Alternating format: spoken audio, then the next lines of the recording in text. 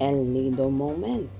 Janine at Jericho, napagkasundaan at napag-uusapan na nga ba ang kasal?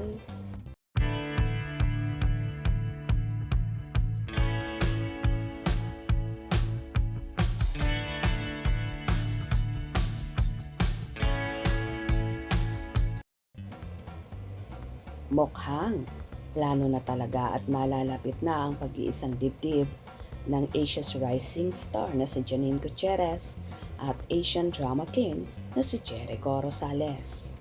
Kamakailan nga ay nagpunta sila sa El Nido, Palawan at tila may matindi silang pinag-usapan dito. Kaya gusto nila ng malayo sa mga mata ng publiko at press people. May ilang fanay kasi na nagsasabi na tila nag-propose na si Jericho sa dalaga sa El Nido, Palawan. Kaya naman tuwang-tuwa ang kanilang fans sa mga kumalat namang larawan ni Janine at Jericho. Kitang-kita ang saya nila at tila very contented sa kung ano pang meron sa relasyon nila ngayon. Nagbakasyon grande nga ang magkasintahan na kahit di pa man tahasang umaamin sa publiko na magjowa na sila, ay obvious naman ito sa kilos at galawan.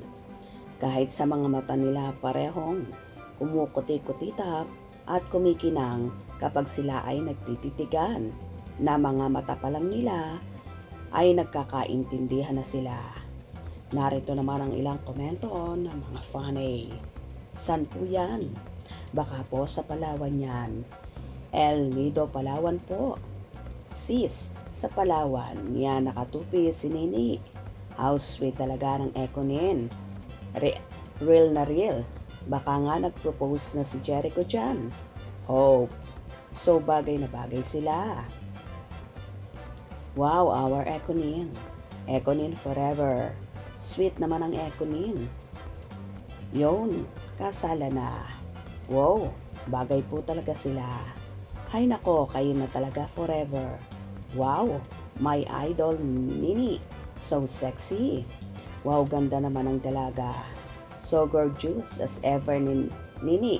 Stay humble and kind as always.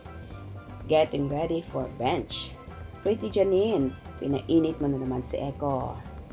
Well, kitang-kita sa actress kung gaano kasaya sa piling ni Jericho na malayong malayo sa dating mga nakarelasyon. Ngayon nga ay very contented ang dalaga at happy siya na nagsishare ng moments nila together with Eko. Unlike before na pilit siyang itinatago at ikinukubli sa publiko. Kaya tama rin ang naging motto ni Janine na kung ayaw sa'yo, huwag mong ipipilit ang sarili mo. At kung may dumating na maling tao, for sure, mas may higit at totoong tao na darating at magmamahal sa'yo. At ngayon nga ay dumating yun sa katauhan ni Eko. Kahit naman ang actor so happy rin na tila hindi tumatanda. Sabi nga ng marami, magaling daw mag-alaga ang isang Janine Gutierrez, kaya naman he looks so young at always fresh. Anyway, napag-usapan na kaya nga ba ni Janine at Jericho ang tungkol sa kasal nila. Kaya naman kamakailan ay may emote about throwback photo si Lotlot de Leon kasama si Janine at may caption na 2015, bilis ng panahon.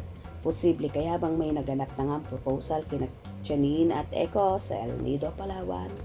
Kung totoo man ito, isa nga si Lotlot sa magiging happy para sa dalawa na sa wakas ay soon mabibigyan na rin sila ng apo ng Ekonin. Ano sa palagay nyo? Kayo nang bahalang humusga.